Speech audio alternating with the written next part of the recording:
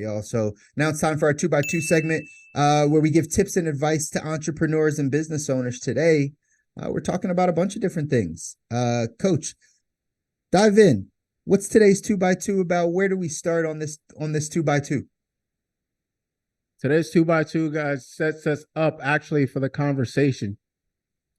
And that's what we're looking at. What are the top 5 industries, right, that we should look at in terms of positioning ourselves to take advantage of the trends, the current market trends, in the best way possible? Just as Jeff Bezos noticed that there was a trend in terms of online sales going on, put all his eggs in the basket, and never looked back. And now he has a fully operating bionic body. So, these are some of the interesting ones that we saw, man. And then I'd love to get your thoughts on it, OG. Yeah. Guys, cremation. Ooh, a bit dark, I understand. But listen, get out your feelings and let's get into the bread. Don't let their story interrupt your glory. Okay, don't do it. Don't do it. Cremation is up 5% in the 70s, 60% now are choosing cremation. Get in there, dollar, baby. I'll just add my 2 cents onto that real quick.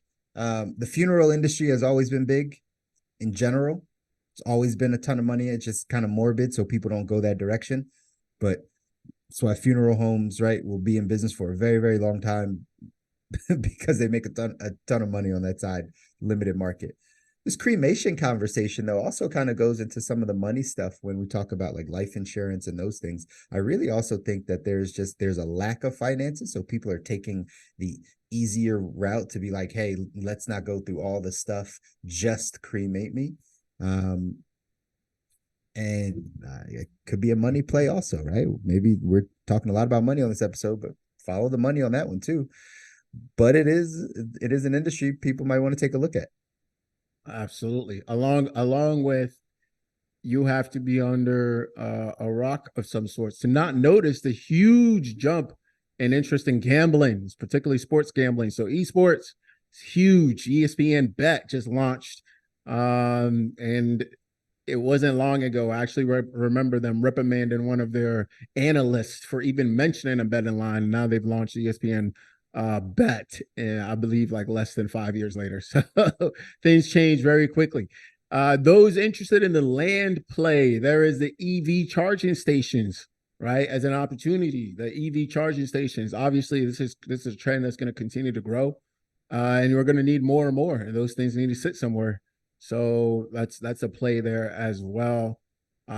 We've also talked about one here that's particularly interesting, is services around baby boomers as they come to retire here. What are the things that they're going to need, right? And things that they're going to give up, such as small businesses that you could perhaps look into or acquire, et cetera, right? So those are the ones, OG. That's awesome. This is a note because again, this segment we're talking to the entrepreneurs out there, the people that are transitioning to get into some form of, we talked about the BI side, right? Get into that part of the cash flow quadrant where you're building a big business or you have some type of system that you take over. Quote by Wayne Gretzky, I believe. I don't skate to where the puck is, I skate to where the puck is going. Is the mindset behind all of these midterm investments of like kind of where you're going to invest money, what business you're going to dive into. A mindset that you got to be in is don't look at where we're at right now. Look at where we're going, because it takes a little bit of time to be able to build the business and get it off the ground. So this is the sweet spot of business. You don't want to be too early, right? But you can't just buy into the right now because you're too late. That's really the sweet spot in business. Anything this happened, we just watched it happen with, I think I made a TikTok about this, right? Just in the pandemic, what happened to all the truckers, crypto, real estate, like all the things that were hot 2 years ago, 3 years ago, that everyone flooded to, it was already too late. That's why it's not here right now. That's why the market has flipped. That's why those industries are struggling. So a lot of times when you're thinking about what business, where are you headed, think about where the puck is going and look out 5 years of what might be needed. That's why the thing that excites me the most on that list is the baby boomer side of like, oh, baby boom. So there's a statistic that says, well, obviously we know the baby boomer generation was like the largest population, right? 1940, 46 to 64. Those were the dates.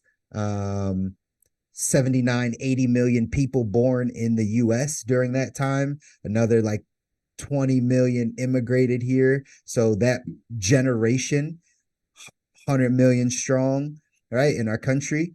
And any company that got ahead of the baby boomers actually became a very successful company. If they catered to that demographic, got a little bit ahead of it, saw that there would be a need, those were the businesses that really took off. You can go all the way back to Gerber baby food. You can go to Mattel. You can go to certain types of cars. All these things happened in business because they got ahead of the baby boomers. Well, baby boomers right now are going through a bunch of stuff. The small business owners that are baby boomers are trying to retire and sell their businesses. They have no one to sell them to, most likely, because they just were very good workers. So they might have small businesses that have, 4, 5, 6 employees. They've been running it for 15, 20, 25 years. They got a great name in their marketplace, in their space, but they got nobody to give their business to if they shut it down. They got nobody to give it to. So there's opportunity to buy businesses on that side of the baby boomers. Then, like you said, some services for baby boomers. Think of like the healthcare side. I talked about it. Like, we're having a lot of these conversations around end of life planning, estate plans, those types of things, getting your affairs in order, life insurance, retirement accounts, all that good stuff. Well, who's going to service baby boomers that like get sick? Like our medical industry, right? Like home health and hospice care and those types of things. They're very like underserved right now. Like there's not a ton of them out there and there's not a lot of resources. So who's going to create something to service elderly or the baby boomers as they age with their health?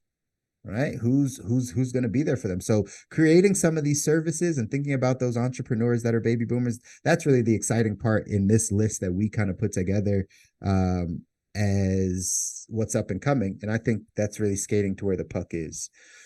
Thank you for tuning in to another episode of The Good Life. If you enjoy this episode, please take a moment to subscribe and like our channel. If you have any feedback or suggestions for future episodes, please leave us a comment down below. If you're listening to the podcast audio version, we appreciate you just as much. Thank you for tuning into The Good Life Show. We believe that everyone has the potential to live their best life, and we hope our show helps you get that one step closer to achieving your goal. If you know someone who would benefit from our show, please share it with them, and thank you for your continued support. That's it for another week's episode here on The Good Life.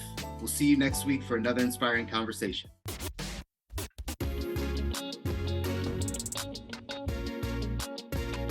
Welcome to The Good Life.